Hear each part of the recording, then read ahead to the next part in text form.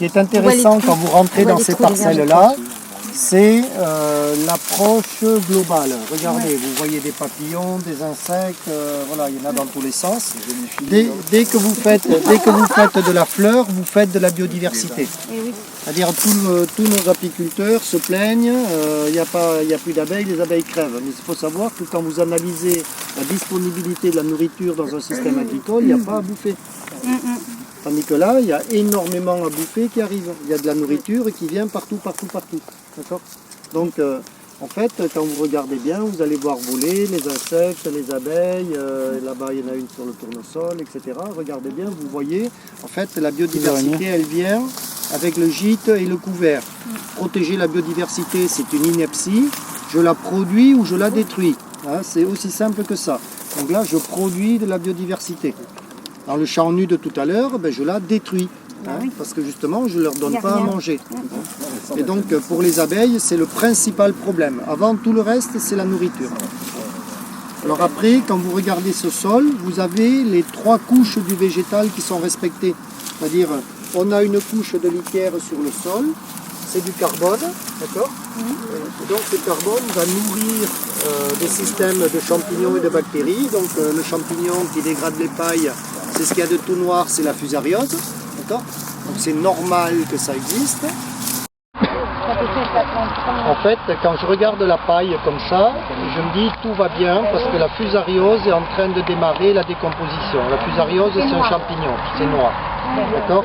Dans un champ qui est biologiquement en bon état, vous avez 60 variétés de fusariose, toutes différentes. Quand vous avez toutes ces variétés de fusariose, vous avez un équilibre des champignons, une très grosse biodiversité, et il n'y a aucune fusariose qui est problématique. Parce qu'en fait, c'est tous des faibles contaminants, et il y a beaucoup de contaminants, mais tous différents, donc en fait, il y a peu d'agressivité des fusarioses. Donc la fusariose fait son job, tout va bien. La fusariose devient un problème quand on commence à lutter contre, notamment avec des strobilurines, des fongicides, etc. On tue des fusarioses et donc il y en a d'autres qui prennent la place et donc on favorise des résistances comme ça. Notamment le roséum là, qui nous avait posé beaucoup de problèmes à un moment donné. Et donc le seul moyen de faire pour se débarrasser d'une fusariose résistante, c'est de faire revenir toutes les fusarioses. Et pour ça, il fallait enlever le fongicide ou en mettre moins et pas au même moment. Et donc, en fait, c'est le repositionnement des outils qui nous a donné la solution. Et systématiquement, en fait, une paille sur le sol qui fait un mulch, qui va nourrir déjà en fait, les champignons, les bactéries et ensuite les vers de terre qui vont commencer à se nourrir là-dedans. Et une plante verte qui fait de la photosynthèse parce que dans la rhizodéposition, là ici, dans le système racinaire, quand vous regardez bien, cette plante-là, regardez ses racines, elles sont enduites de terre. Et en fait, elle est en train d'envoyer du sucre, des polysaccharides, de la sève élaborée. Elle est en train de faire une rhizodéposition.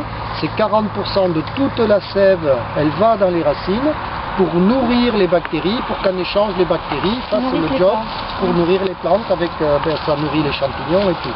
Alors là, vous avez les vers de terre, vous en avez un là. Et ici, voilà. Et en fait, ce ver de terre là, il est tout petit, d'accord ? En fait, il est au repos, d'accord ?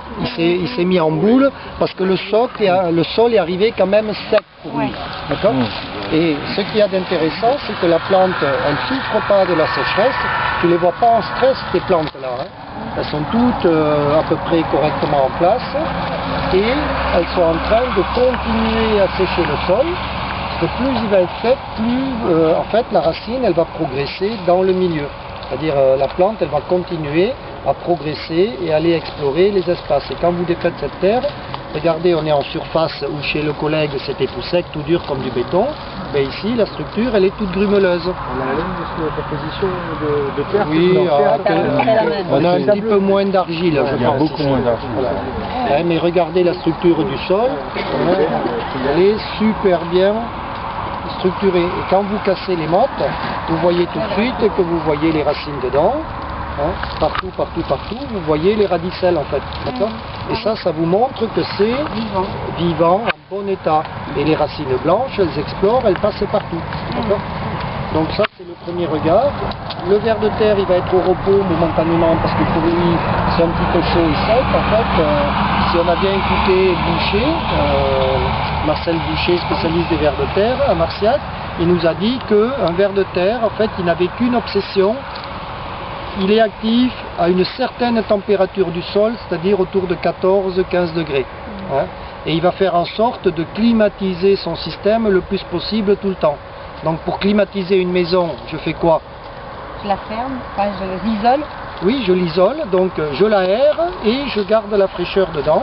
Et donc pour garder la fraîcheur, je dois avoir le plus possible de couches végétales. Et si celle-là, elle fermait de façon homogène, ce serait encore mieux. C'est-à-dire que le gros défaut de ce couvert végétal, c'est qu'il n'est pas assez puissant et pas assez épais. Parce que s'il était encore plus épais, ce serait encore plus humide. Donc on peut faire, on va aller voir un endroit où il est plus épais. Et en fait, vous allez comprendre que ce sol-là, il a l'air sec, mais quand vous le touchez, il est tout frais. D'accord? Donc il y a encore de l'eau pour les plantes là-dedans, il n'y a aucun souci, il y a de la mycorhisation. Et on a toujours peur des mauvaises herbes. En fait, le problème des herbes, il est relativement simple. Si cette graine, elle tombe au sol, d'accord, elle va revenir en fait comme ça, tout simplement dans le paillage. D'accord? Hein? Et donc, même celle-là, la graine ici qui s'est formée de mon radis, eh bien, elle va être soumise aux ultraviolets. Elle va être soumise à l'humidité. Elle va trouver des carabes, elle va trouver, etc. Elle va trouver du monde et elle va finalement avoir une alternance ultraviolet, humidité, attaque de fusariose, des carabes qui mangent des graines, etc. Il y a très peu de graines qui sont capables de germer. D'accord? Alors il faut vraiment qu'on se rassure, parce que dans le sol, rassure-toi, il y a des milliards de graines au cas où. Hein? Donc les quelques que tu rajoutes là, ça ne va rien faire, et en plus il y en a beaucoup qui ne sont pas viables. D'accord?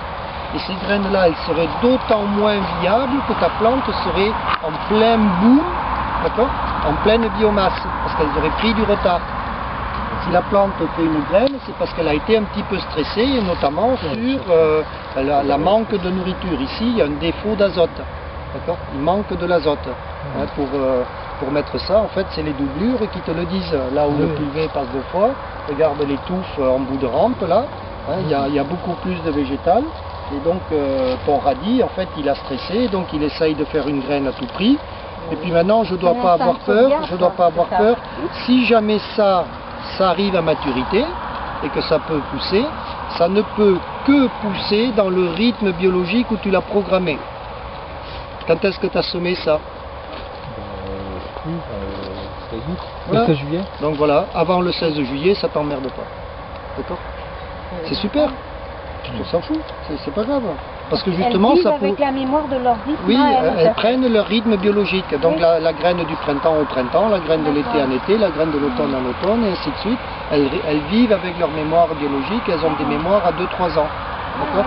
Donc, en fait, cette graine-là, avec une févrole, elle pourrait repousser dans le couvert, tu sais, après la févrole, et ce serait même pas la peine de semer quoi que ce soit, ça pousserait tout seul, tant mieux. D'accord? Et en fait, on se fait peur avec toutes ces histoires de graines parce qu'on ne maîtrise pas leurs histoires et leur rythme. D'accord? Or, on a fait des énormes essais, on faisait des essais sol nu, déchaumé, 2 cm, faux semis. Et tu ne fais plus rien. Donc forêt vierge de kénopode. Les graines, là, il y a de la graine dedans. Mais ça n'a jamais posé un seul problème parce que ces kénopodes-là, si tu leur changes le rythme de culture, ben, si tu as eu un couvert végétal en place dans le champ l'année d'après, ben, il n'a pas l'information pour germer, tout va bien, il y a de la photosynthèse, tout le monde est bien nourri, il y a la rhizodéposition, ben, le kénopode il ne pousse pas, il s'en fout. Il y en avait partout. Sur une mode comme ça, j'avais 2 vers de terre. Oui. J'ai été étonné que la nature me ramène tout ça aussi rapidement. Quoi. Mais en fait, chez toi, ce que tu oublies, c'est que ton labour d'été, il détruit très peu de choses. Parce qu'en fait, ton ver de terre, il s'est mis en protection au fond. Il va s'enterrer jusqu'à 1,50 m s'il veut, lui. D'accord? Oui, mais je veux dire, les petits qui sont sur les 10 premiers centimètres, ils étaient pas là. En fait, tu as 3 vers de terre. D'accord? Tu as le grand qui fait la galerie, l'anécique. Lui, il peut aller jusqu'à 1,50 m. Donc avec le labour d'été, il est au repos, jamais il est tué. La seule chose qu'il va faire, quand il arrive en haut, il aimerait bouffer. D'accord? Donc selon la quantité de nourriture, tu as le cheptel. Ok? Mais la destruction dans ces sols profonds, très peu. Et oui, parce que au moment où tu interviens, ils sont quand même pas là. Donc tu les détruis pas. Ensuite, tu as un autre ver de terre, c'est un endogé. En fait, il est toujours dans la motte de terre entre 0 et 20 cm. Donc il va devant, il mange et il bouge derrière. Et il fait ça, donc il tombe sur des racines, il les mange et il continue. D'accord? Donc il fait un très gros boulot d'aération à l'intérieur du premier profil. Donc ceux-là, avec les outils, tu les as tous flingués. D'accord? Ils vont mettre du temps à revenir. Parce que ils ne se reproduisent pas vite, et puis pour eux c'est compliqué, parce qu'ils sont dans la zone la plus difficile en fait. D'accord? C'est les vers que tu vois, verts sans couleur, là, tu sais, gris, verdâtre, c'est cela. Et après tu as une troisième catégorie de vers qui sont dans les 10 premiers centimètres, d'accord? Les petits rouges, là, les petits rouges qui sont les vers du compost, d'accord? En fait, eux, il n'y a aucun souci, ils reviennent tout de suite, dès que tu as fait ça, ils vont revenir, parce qu'en fait c'est... Un ver, il fait 300 œufs et ça se reproduit comme des mouches, si tu veux. C'est impressionnant.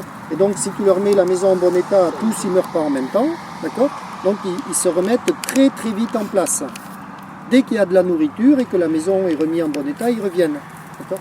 Donc, très vite, en fait, dans des sols comme ici, où on a des très jolis sols agricoles, en fait, ça revient très vite. C'est très réactif parce qu'à cause de la profondeur, tu n'as pas tout tué. Et là où il y a beaucoup de mal, c'est quand on a des sols, on va dire, argilo-calcaires superficiels, très travaillés. Là où le ver de terre il ne peut pas aller, plus bas que la roche, il n'y va pas.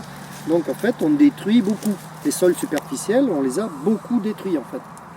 Donc le retour de la biologie est très très lent. Donc ici, tout le bassin parisien, c'est dommage de le dire, c'est les meilleurs sols de France pour ça, c'est parce que ça se retape toujours très vite. En brie, tu fais du semi-direct, là, au bout de 2-3 ans, tout est nickel, il n'y a plus aucun souci. Même un laboureur invétéré, il n'y a pas de problème. Donc les systèmes sont très réactifs en biologie parce qu'il y a du fond. Voilà. Donc dès qu'il y a de la nourriture, ça revient. Donc pas de souci. Et puis le ver de terre, lui, il va apprécier